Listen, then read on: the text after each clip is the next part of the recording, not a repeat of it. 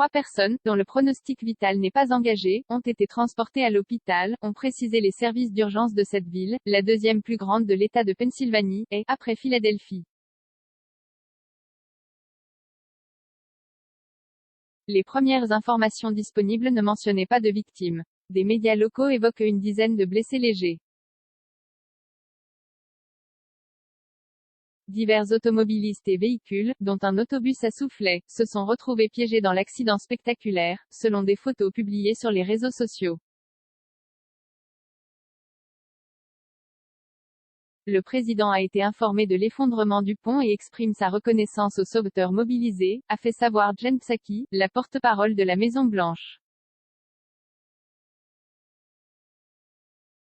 Il ne modifiera toutefois pas son programme, a-t-elle ajouté. Selon son agenda transmis par la Maison-Blanche, Joe Biden doit faire un discours dans l'après-midi sur sa méthode pour renforcer les chaînes logistiques de la nation, redynamiser le secteur industriel, créer des emplois bien payés et protégés par les syndicats et bâtir une nouvelle Amérique, notamment grâce à la loi soutenue par les deux partis sur les infrastructures.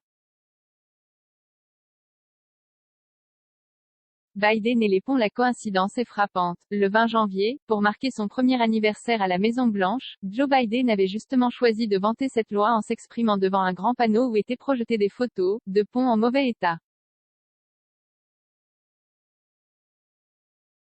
Le grand plan de dépenses de 1 200 milliards de dollars dans les infrastructures, voté en fin d'année dernière par le Congrès américain, et qui avait même reçu quelques voix de l'opposition républicaine, est l'un des rares grands succès à ce jour du 46e président des États-Unis.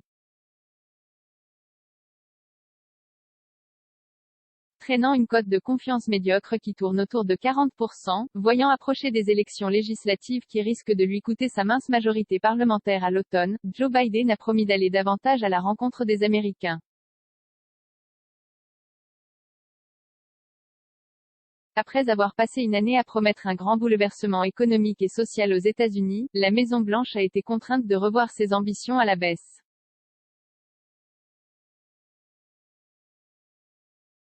Mais aussi d'adapter sa communication, face à des Américains qui se débattent avec une inflation historique et une nouvelle vague de la pandémie.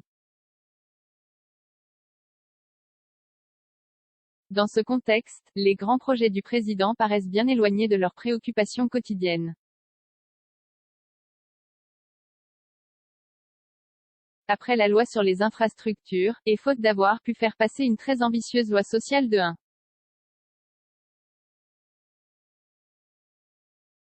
750 milliards de dollars, le président cherche à sauver au moins quelques réformes, notamment des aides à la garde d'enfants, ou des dépenses pour la transition énergétique.